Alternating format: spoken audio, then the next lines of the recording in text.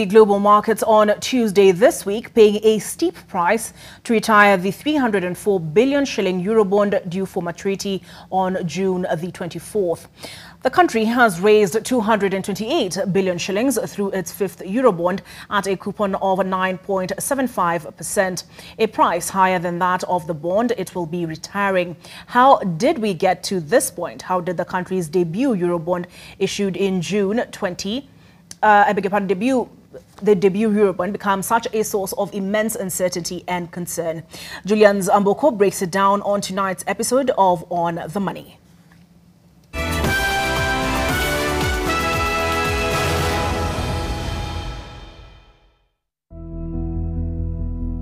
When Kenya floated its debut Eurobond 10 years ago, the global environment was fundamentally different. The markets were frothing with liquidity, investor appetite was significantly high, and the issuance was received with bucket loads of oversubscription. The issue received 500% oversubscription to the tune of about $8.8 billion US, compared with the figure of 1.5 billion that we were looking for. That cash is now deposited in our Kenyan accounts. The bonds, rather, are now also trading at a premium of 102% on the Irish Stock Exchange, signifying further investor confidence in our economy. Proceeds of both transactions will be used for funding of infrastructure projects in energy, transport, and agriculture. 10 years later, and the circumstances are different. Global markets are short, liquidity has dried up, refinancing has become a problem, and we have seen not one, not two, but more African economies default on their bond issuances. Domestic bond holders will be asked to exchange their instruments for new ones. Existing domestic bonds as of 1st December 2022 will be exchanged for a set of 4 new bonds maturing in 2027, 2029, 2032, and 2037.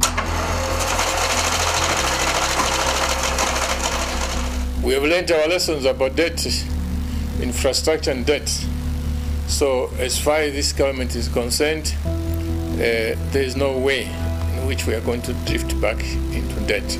Well, there are still some formalities that we need to go through, but I'm happy that the key aspect of this, the first one being to agree that debt restructuring will take place, of course, with the agreement of the creditors, and secondly, the support coming around from various organizations such as the IMF, the World Bank, African Development Bank, and the bilateral creditor countries. So we have that essentially in place. The whole issue is that the dollar is adjusting, but it's also being pushed by the U.S. interest rate structure, because the U.S., they are fighting their own inflation. In the process, they created a very strong currency, but in the process, the dollar is leaving other markets, frontier markets, and going back to the U.S. because the yields are high. The yields in the U.S. moved from 0.5% to 5%. So it means that dollar-denominated assets are more lucrative. So there is a dollar scarcity because of that. We contracted a debt Eurobond in 2014. Yes. But it was for 10 years at 6.85% for 10 years and pay a bullet payment.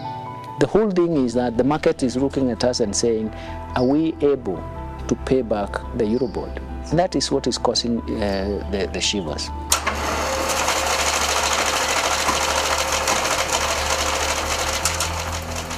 The discussion on the U.S. Federal Reserve hiking its rate and consequently the dollar gaining against the Kenya shilling is critical because of the implications it has on the domestic environment.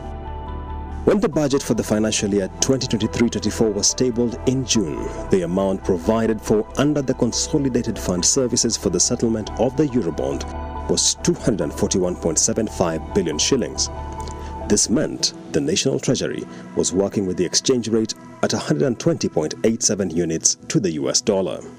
By the time the supplementary budget was being passed in November, just a little over 3 months later, this figure had been revised to 311.63 billion shillings, a staggering 29% increase.